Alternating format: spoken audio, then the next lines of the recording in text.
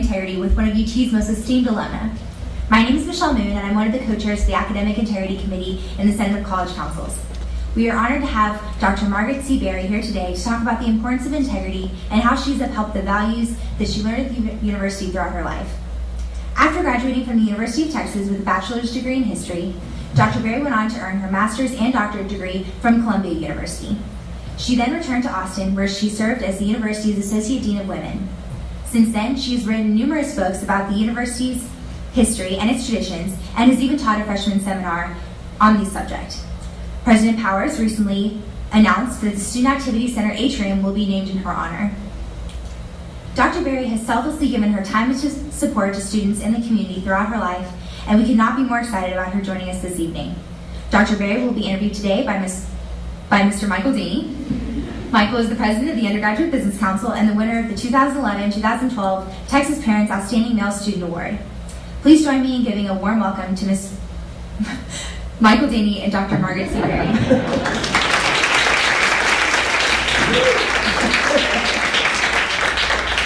75 years ago, I was out there.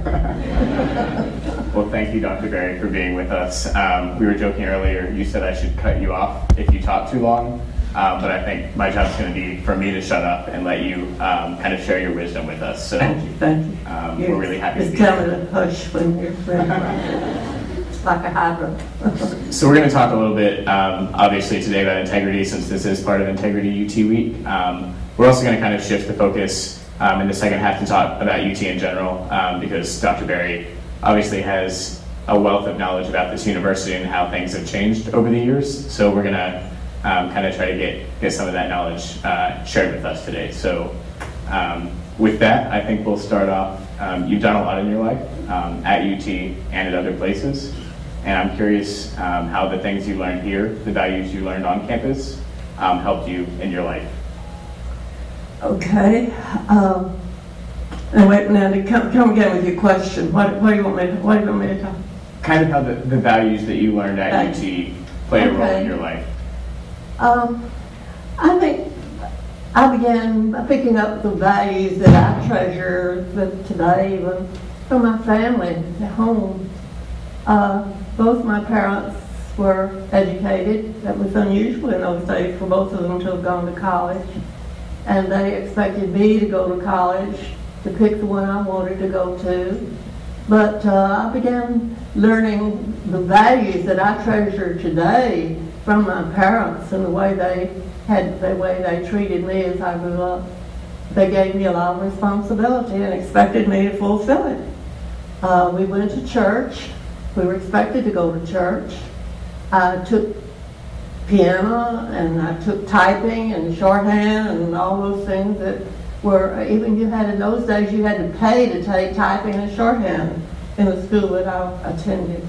But my parents wanted me to be prepared, and I appreciated the values or the opportunities they were giving me, and I treasured those opportunities. So I began picking up values early on. And then here at UT, certainly I was scared to death when I first came, as probably most freshmen are. I just knew I'd flunk out. And I knew I had to do what I thought I had to do, what the professor wanted me to do, and I did try to. And as I began to teach, then later on, as I was in administration really before I began teaching here at the University of Texas, and I expected students to be present. I felt that was the most important thing, is being there. And for you to be to have integrity, you need to assume the responsibilities that are expected of you. I think that's enough there. I think a lot of the people who are here today may have picked up like one of these wristbands as part of the week, and they have the core values of the university on them. And so I'm curious of the core values, and I'll read them off. Learning, discovery, freedom, individual opportunity, leadership, and responsibility. Do one or two of those resonate with you most? All those are important. Certainly we need to have knowledge. That is certainly a responsibility, and you certainly have to have that before you can do anything else. But if you go along that whole line of responsibilities, certainly responsibility, I would say, is the most important. If people don't know that you are responsible for what you promised to do, for what you're going to do, then they are going to have confidence in you. And that is really what identifies you as being having integrity. Awesome. You talked earlier about being an administrator at the university for a long time, and then also for teaching in the classroom. And I'm curious how you promoted integrity in the classroom and on the campus as an administrator.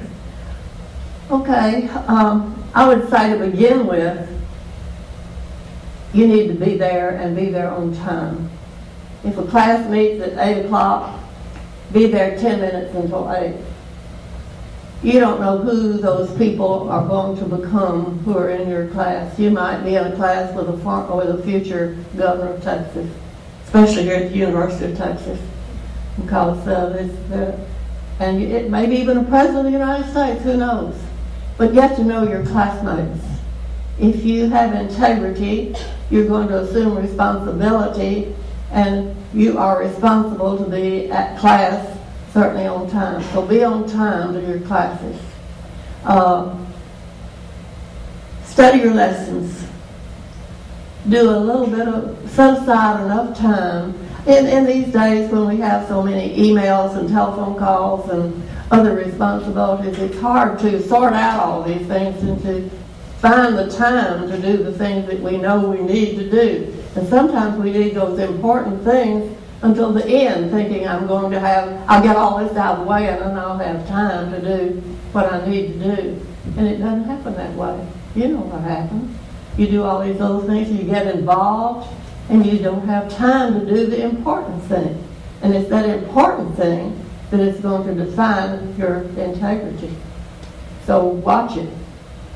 Find some way to get rid of some of this trash that comes in.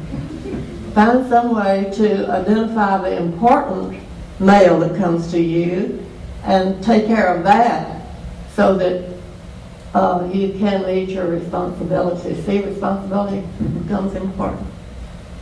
You talked earlier about learning a lot of those values from your parents before you got to UT.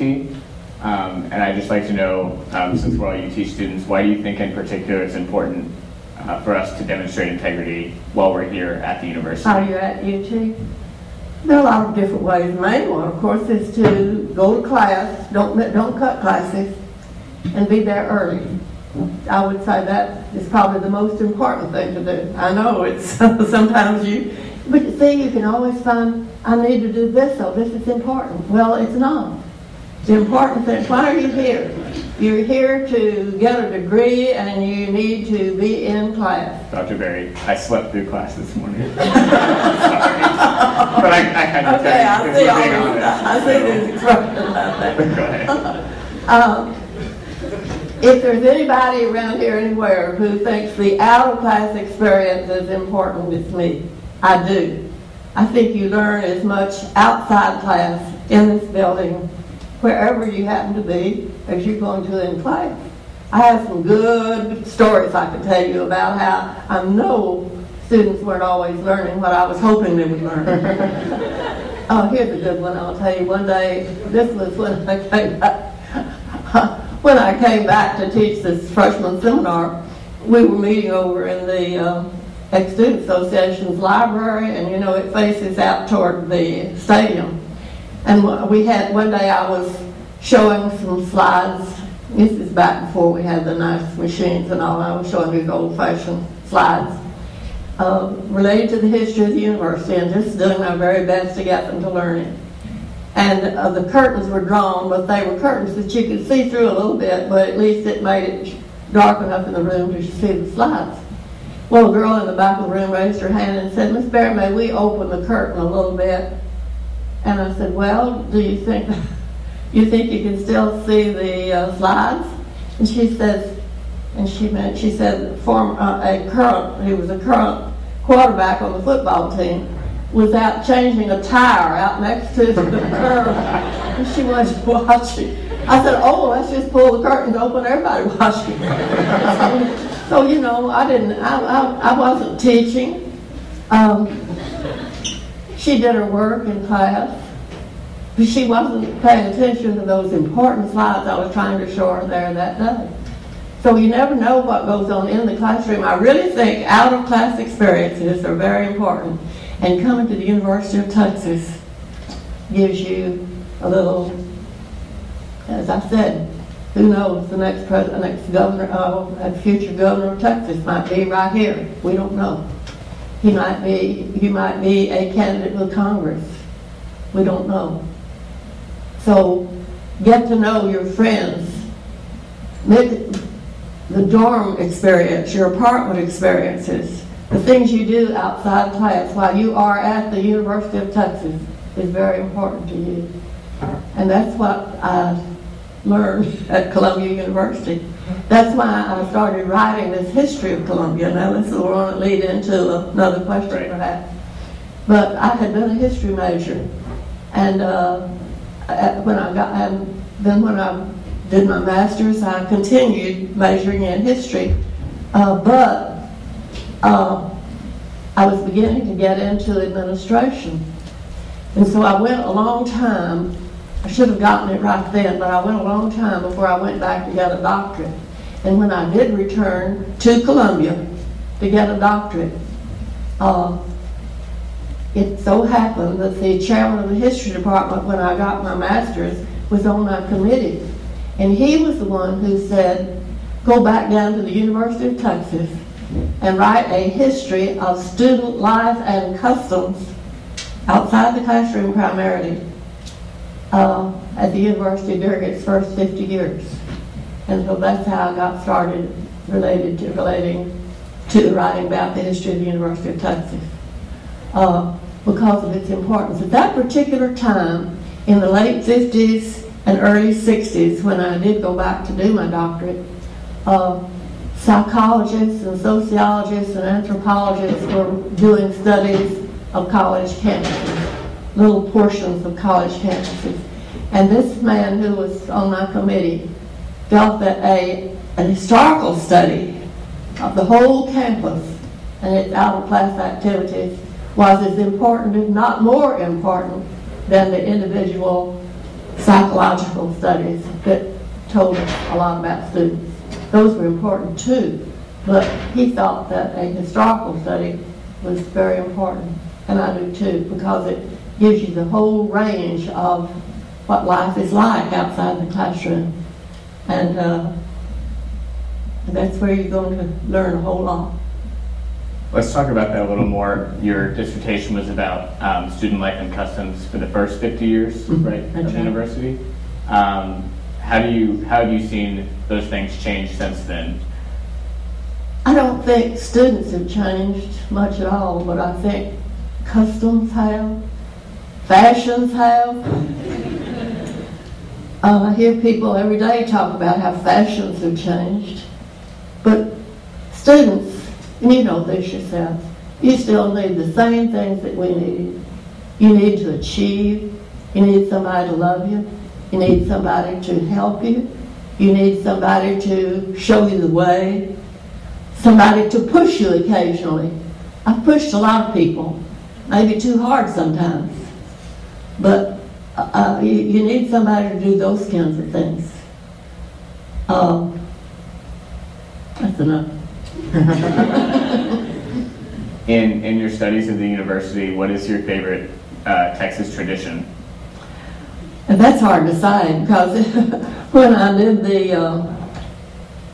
the dissertation, I ran across all these stories about all of our little traditions, of course, because I was talking about classes outside, things outside the classroom. And I felt that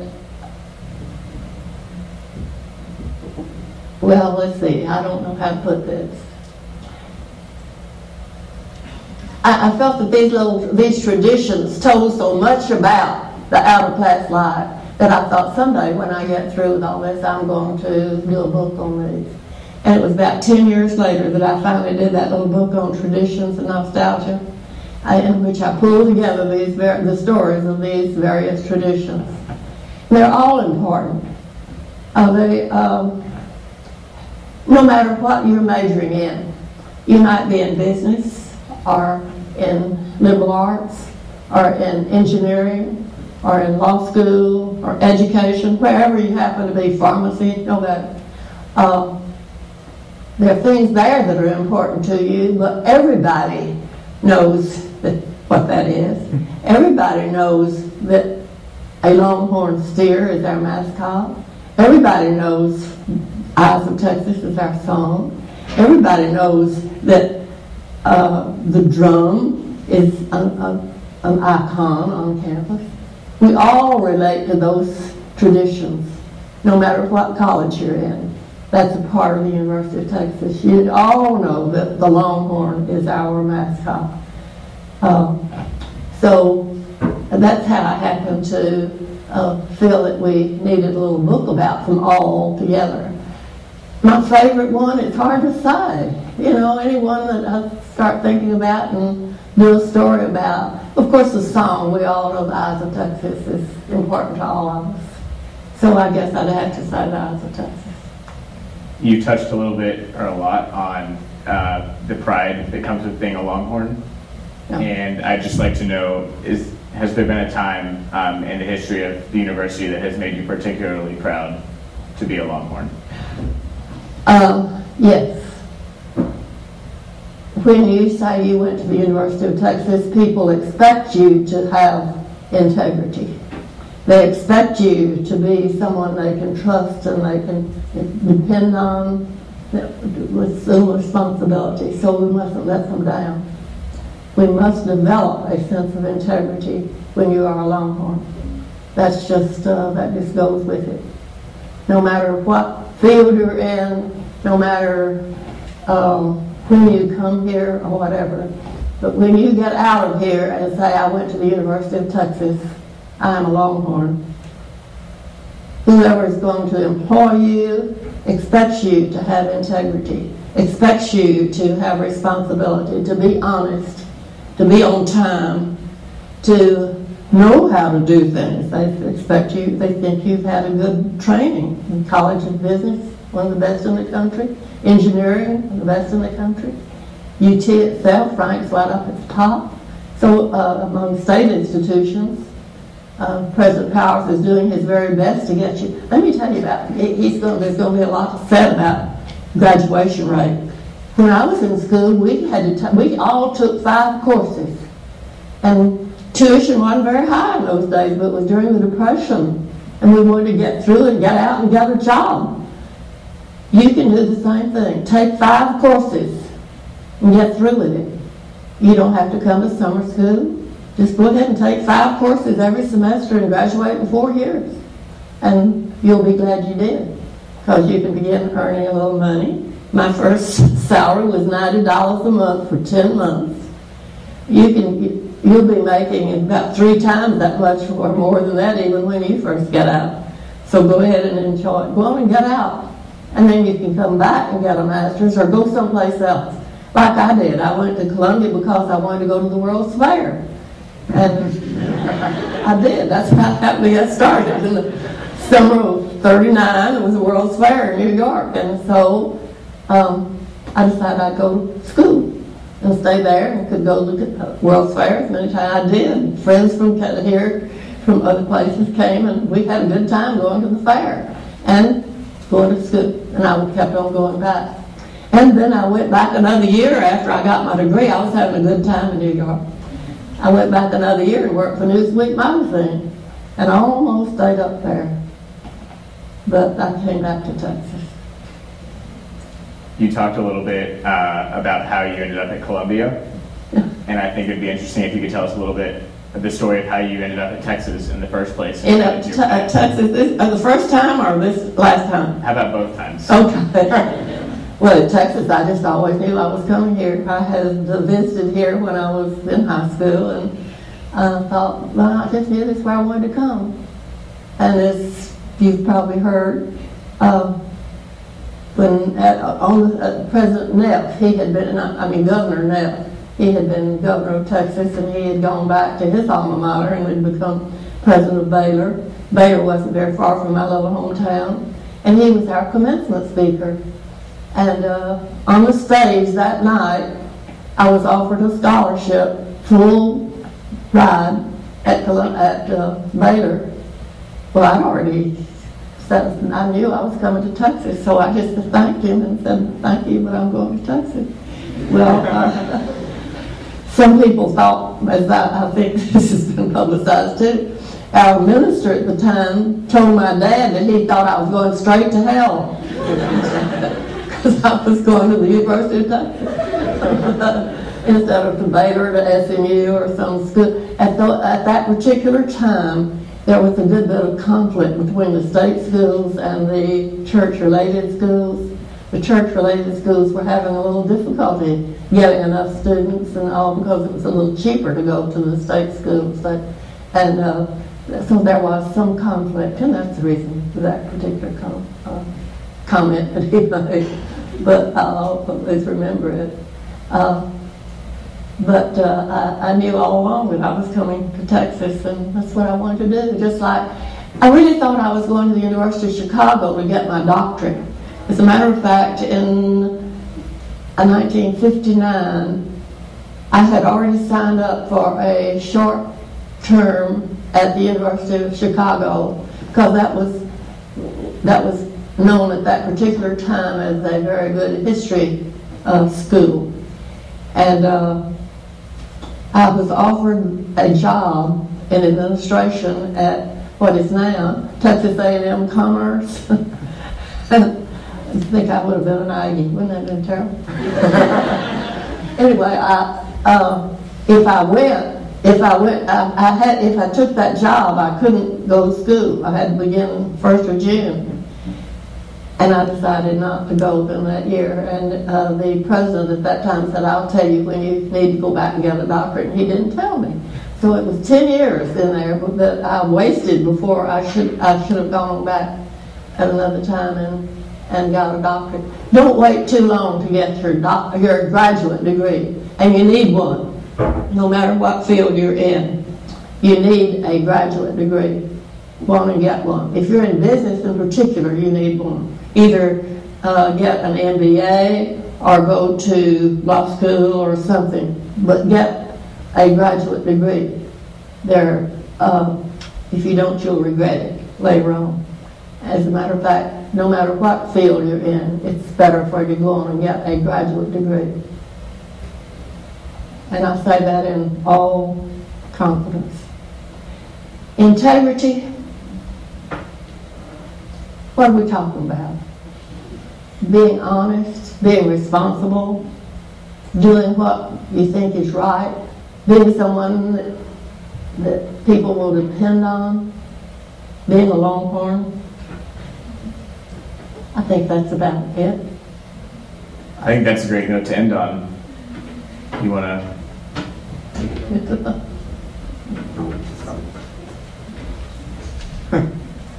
Where'd you go? Well, thanks everybody for coming. That was wonderful, and you can all join me in giving another round of applause to Dr.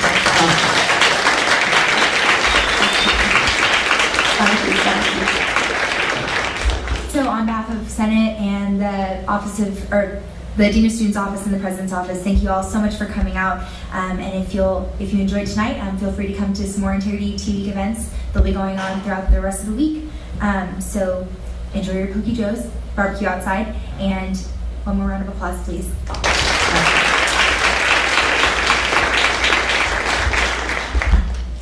Thank you.